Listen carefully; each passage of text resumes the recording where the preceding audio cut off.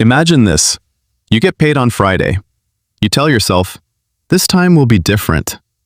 You're going to budget. You're going to save. You're finally going to get your financial life together. Then somehow, by Tuesday, half your paycheck has vanished. You don't even know where it went. A few meals, a couple online purchases, a subscription you forgot existed, and suddenly you're checking your account balance like it's a horror movie. If that sounds familiar, you're not alone. Because here's the truth. Most people don't fail at saving money because they're stupid. They fail because they've been taught the wrong way to save. And today, I'm going to show you how to save money, even if you're terrible with money, even if you've never stuck to a budget, even if every financial expert on the internet makes you feel like you're failing at life. By the end of this video, you'll have a system that works even for people who constantly overspend. And the best part? It doesn't require perfect discipline. Because discipline is overrated. Systems are what actually work. Let's get into it. The biggest lie in personal finance is this: just spend less than you earn. Technically, it's true, but it's also completely useless advice. That's like telling someone trying to lose weight, just eat less. Thanks, very helpful. The problem isn't knowing what to do. The problem is actually doing it. Most people know they should save money. They just don't. And there's a reason for that. Your brain is designed to value immediate rewards over future rewards. Psychologists call this present bias. You know saving money is important, but that new gadget, that food delivery, that flash sale, those rewards happen now. Savings happen later. And your brain loves now. Which means if your saving strategy relies entirely on willpower, you're already losing. Because eventually, your willpower runs out. What you need is a system that works even when you're tired, even when you're stressed, even when you're tempted. And that's exactly what we're building today. Imagine two people. Person A gets paid $1,000. They spend what they need. Then at the end of the month, they try to save whatever's left. Person B gets paid $1,000. Immediately moves $100 into savings. Then spends the remaining $900. Who saves more? Almost always person B. Why? Because savings happened first, not last. This is called paying yourself first, and it completely changes the game. Most people treat savings like a leftover. Successful savers treat savings like a bill. Think about it. You don't wait until the end of the month to see if you can afford rent. You pay rent first. Treat savings the same way. The moment money enters your account, a portion leaves. Automatically. Not tomorrow. Not next week. Not after you've thought about it. Immediately. Even if it's just $10, the amount matters far less than the habit, because habits become identities, and identities become lifestyles. Here's something that might surprise you. Most people don't actually need a budget, at least not the complicated kind. You know the ones. 20 categories, color-coded spreadsheets, graphs, charts, formulas. 3 days later, you've abandoned the entire thing because it feels like homework. Instead, try this. Use the 3-bucket system. Bucket 1, bills. Bucket 2, savings. Bucket 3, everything else. That's it. Simple enough that you'll actually use it. Complex systems fail because people quit. Simple systems succeed because people stick with them. The best financial plan isn't the smartest one. It's the one you'll actually follow. I want you to think about the last thing you bought impulsively. Now ask yourself, would you still have bought it if you waited 24 hours? Maybe, but probably not. That's because impulse purchases are emotional, not logical. The excitement fades quickly, and once it fades, so does the urge to buy. So here's the rule. If it's not essential, wait 24 hours. For bigger purchases, wait 72 hours. For expensive purchases, wait a week. This single habit can save you thousands every year. Because most spending mistakes don't happen after careful thought.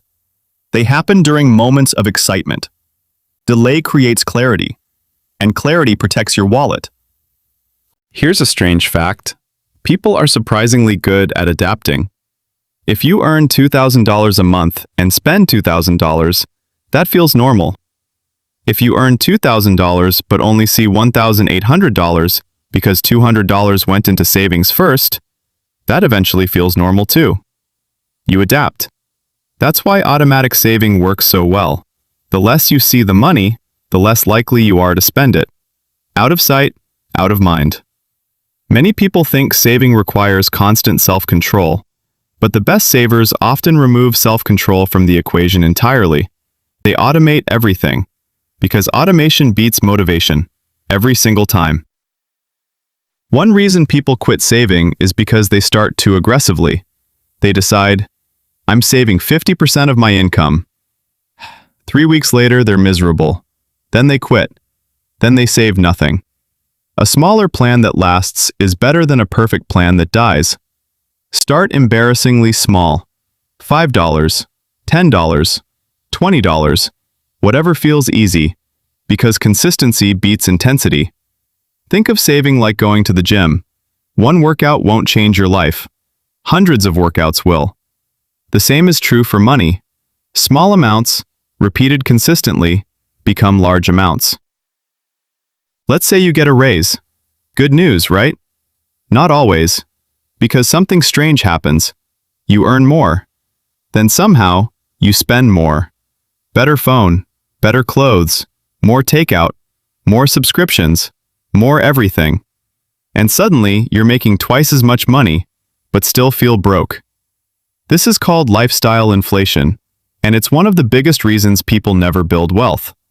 Every raise feels like freedom, but if spending rises at the same rate, nothing changes. A powerful rule is this: whenever your income increases, save at least half the increase. Got a $200 raise? Save $100. Spend $100. You still improve your lifestyle, but you also improve your future. Everyone knows someone who never seems to have money, yet somehow they survive. Why? Because limitations create creativity. When people think they have unlimited money, they spend carelessly.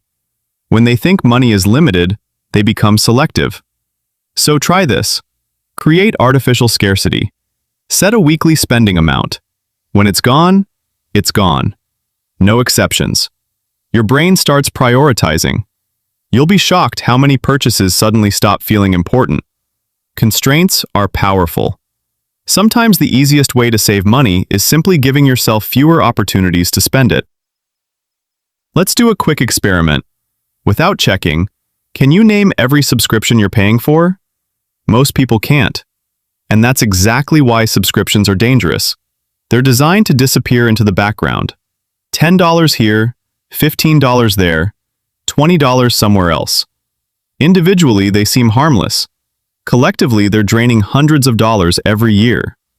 Spend 15 minutes today reviewing every recurring payment. Cancel anything you haven't used recently. You probably won't even miss most of them, but your bank account will notice immediately. Saving money is hard when the goal is vague. Save more money. Okay, why? For what? Your brain struggles to stay motivated by abstract goals. Specific goals work better. Instead of, I want savings, try, I want a 6-month emergency fund, or I want money for a vacation, or I want enough invested to retire comfortably. Purpose creates motivation. Money itself isn't exciting. What money can do for you is. Always attach savings to a future version of yourself, someone you're trying to help, someone who will be incredibly grateful you started today. Most people think an emergency fund is boring, until they need one. Then it becomes the most exciting money they've ever saved. Because emergencies aren't rare. They're guaranteed. Cars break, phones die, medical bills happen, jobs disappear. And when those moments arrive, you have two options: debt or savings. An emergency fund turns financial disasters into inconveniences. Start with a small goal. Maybe $500, then $1,000, then build from there.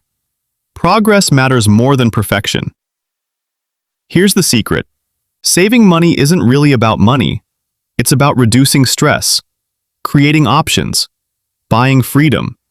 Every dollar saved is future flexibility. It's the ability to say no to bad opportunities, the ability to survive unexpected setbacks, the ability to make decisions from a place of strength instead of desperation. That's what you're actually building, not a bank balance. Freedom. And freedom is worth saving for. If you've struggled with money before, remember this. You do not need to become a financial genius. You do not need perfect discipline. You do not need a complicated budget spreadsheet. You need a few simple systems that work consistently. Pay yourself first. Automate your savings. Delay impulse purchases. Start small. Stay consistent. That's it. Because financial success isn't usually built through one giant decision. It's built through hundreds of tiny decisions repeated over time. And if you start today, even with just a few dollars, you're already ahead of the person who's waiting for the perfect moment. Because the perfect moment never arrives.